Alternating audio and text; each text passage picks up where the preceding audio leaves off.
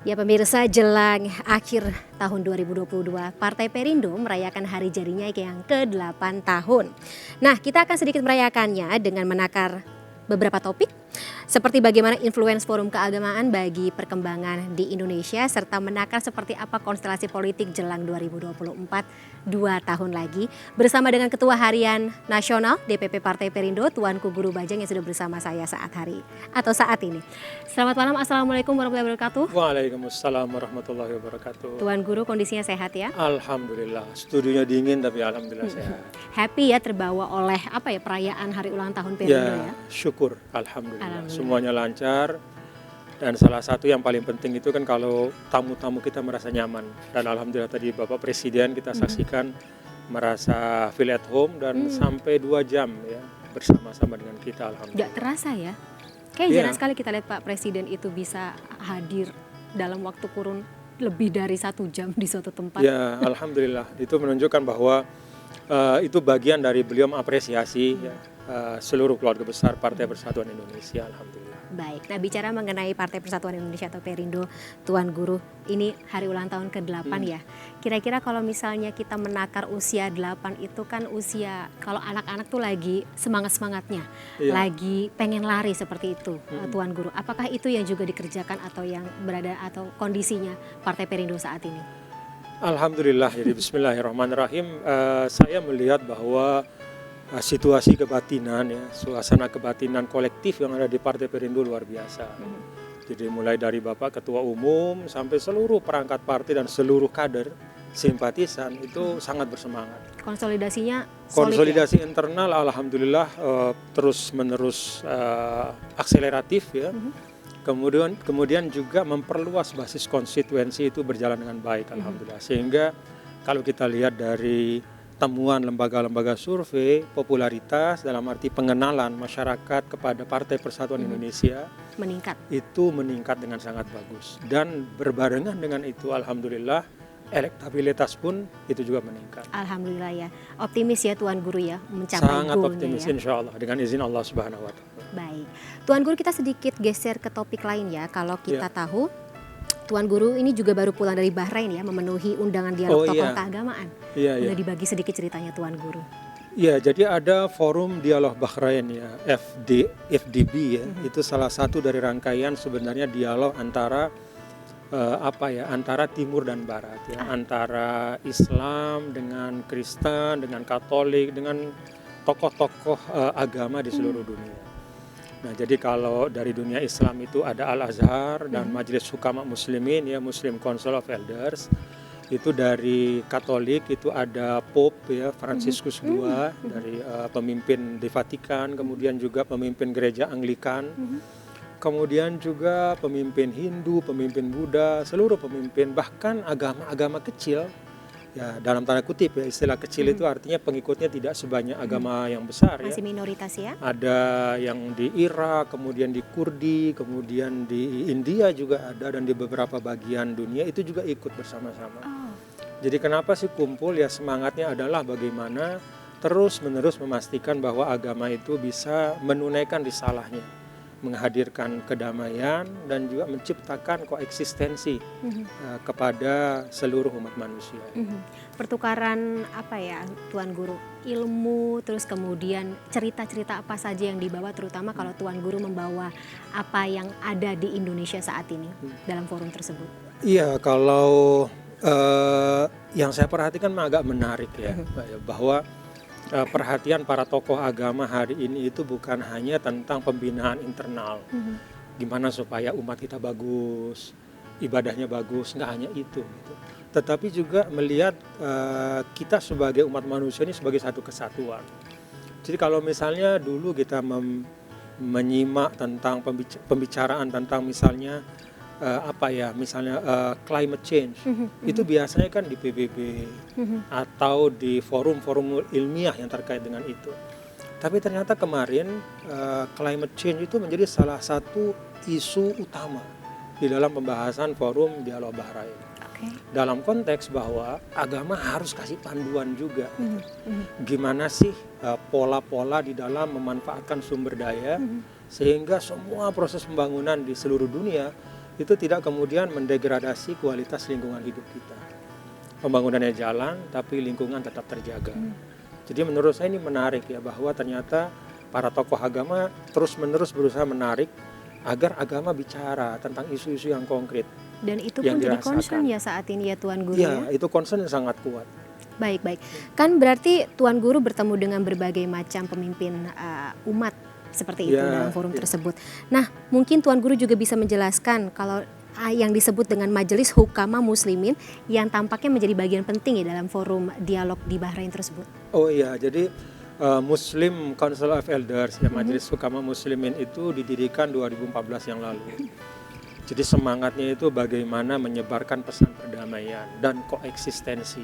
Basisnya apa? Dialog. Kan selama ini kalau kita bicara agama, kadang-kadang kita tenggelam dalam subjektivitas kita. Artinya apa? Pokoknya agama saya paling bagus. Gitu. Nah di sebelah sana penganut agama lain juga mengatakan hal yang sama gitu.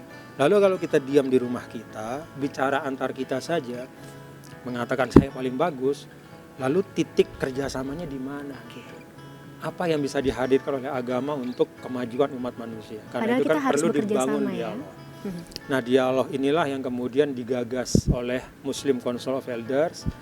Nah alhamdulillahnya itu tahta suci Vatikan sebagai pemimpin tertinggi umat Katolik di dunia itu punya concern yang sama. Artinya apa? Kita harus reach out, harus lepas dari batas-batas yang kita bangun, tapi kita harus membuka diri dan berdialog. Dan dialognya bukan hanya sekedar jumpa, say hi gitu, assalamualaikum atau apa kabar, enggak. Tapi ada isu-isu penting. Ya, bagaimana agama bisa berperan untuk menangani atau merespon perubahan iklim. Bagaimana agama bisa memberikan keberpihakannya terhadap orang-orang yang marginal, korban perang, kaum perempuan, anak-anak yang sering dieksploitasi. Suara agama itu kayak apa? Nah, jadi Majelis Hukama bekerja di situ, membangun dialog untuk meneguhkan koeksistensi. Dan alhamdulillah tahta suci Vatikan responnya bagus, dan juga lembaga-lembaga agama di dunia juga luar biasa. Perspektifnya bisa dikatakanlah disamakan seperti itu Tuan Guru dalam forum dialog tersebut. Iya, jadi saya melihat sih sebenarnya semua tokoh-tokoh agama sudah tahu apa sih yang kita hadapi. Kalau ibaratnya kehidupan di dunia ini seperti satu perahu besar ya, ya kita sama-sama di situ gitu. Bahwa kita punya kamar yang beda-beda, iya, tapi kan kita juga punya kepentingan bersama, memastikan perahunya mengarah ke arah yang benar, tidak karam. Nah, kira-kira kayak begitu. Jadi concern kemanusiaan itu yang terus diketekankan oleh Majelis Hukama dan juga oleh oleh lembaga-lembaga agama yang lain. Baik, Tuan Guru bertemu dengan berbagai pemuka agama, tokoh-tokoh terkenal dari agama-agama lain. Kira-kira ada yang mereka sampaikan Tuan Guru terhadap Tuan Guru terkait dengan Indonesia di mata mereka? Ada pesan seperti itu? Iya, jadi surprisingly ya, para tokoh yang bagi saya pun sebagian di antara mereka baru jumpa dan berasal dari tempat-tempat yang sangat jauh. Saya jumpa misalnya dengan Grand Mufti Rusia, ya. Kita tahu Islam adalah umat beragama kedua terbesar setelah Kristen Ortodok di Rusia. Nah, beliau menyampaikan apresiasi yang luar biasa terhadap Indonesia. Jadi bahasa beliau itu negara yang mampu menjaga perdamaian, persatuan.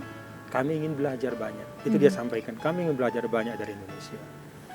Kemudian juga Mufti Syekhul Islam Azerbaijan. Kemudian juga pimpinan Gereja Ortodok Yunani. Sudah 3 negara. Ya, itu menyampaikan apresiasi dan saya agak agak surprise terus terang ya, seperti yang saya sampaikan tadi, karena beliau-beliau ini kan tokoh-tokoh agama yang menjadi pemimpin bagi umatnya masing-masing.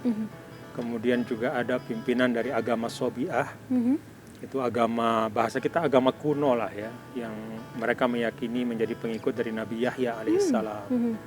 Dia juga menyampaikan hal yang sama, baladul hub wat tasawu. Yang jadi, artinya Indonesia itu negara cinta ya, yang penuh dengan kasih sayang dan juga toleransi. Nah, jadi ini menurut saya satu intangible asset bagi diplomasi Indonesia gitu, Interesting. bahwa ternyata Indonesia itu menjadi role model gitu. Kadang kita nggak sadar, mungkin karena kita berada di dalam, seringkali meributkan hal-hal nggak penting gitu ya, sehingga kita lupa bahwa banyak pihak di luar sana yang melihat dan meneropong Indonesia dan bahkan siap untuk belajar dari Indonesia. Nice, berarti Indonesia menjadi salah satu tolak ukur yang bagus ya untuk perkembangan agama tidak hanya secara nasional Ya. tapi secara global seperti itu Tuan Jadi Guru, ya. situasi sosial ya, kondisi sosial itu intangible asset ternyata. Itu bagian dari bahkan soft diplomacy. Jadi ketika kita berdiplomasi mengatakan kami Indonesia, situasi kita yang aman, nyaman, damai itu menjadi modal ternyata gitu. Yang Alhamdulillah. membuat Indonesia ya dihormati dan memiliki wibawa. Nah, kalau misalnya bicara mengenai tadi agama, kemudian kita juga terkait kalau agama juga tidak bisa melepaskan diri dari kepercayaan ya Tuan Guru ya. Ada nggak sih dari pertukaran informasi tersebut yang bisa kita gunakan untuk tadi kira-kira beberapa atau mendorong penyelesaian beberapa masalah yang ada dalam dunia internasional saat ini termasuk soal Rusia dan Ukraina? Saya yakin ya, dan kita semua yakin bahwa kalau tadi disampaikan oleh Anda agama, budaya, itu kan sebenarnya sumur-sumur kearifan. Ya, dari situ itu kan nilai-nilai mulia dalam kehidupan itu bisa kita gali. Betul. Nah, syukurnya kita di Indonesia kedua sumber kearifan ini kan terawat dengan baik. Kita tidak hanya bangsa yang religius, tapi juga bangsa yang berbudaya. Dan bagi saya itu adalah satu keistimewaan yang tidak dimiliki oleh banyak negara. Ada negara yang budayanya maju tapi penghayatan keagamaannya Kurang. ya, ada sebaliknya juga. Negara yang formalisme agamanya kuat tapi budaya di tengah masyarakatnya itu nggak bagus gitu. Nah, kita punya dua-duanya.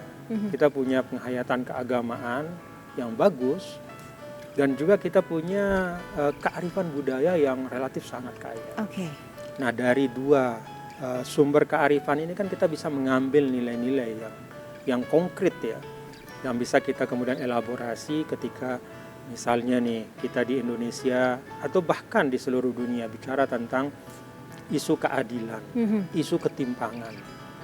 Kan kita tahu juga bahwa agama itu mengajarkan kita untuk menghadirkan keadilan, bahwa tidak boleh ada eksploitasi sumber daya yang menguntungkan satu kelompok tapi memiskinkan kelompok yang lain. Jadi harus ada equilibrium, ada Betul. titik keseimbangan.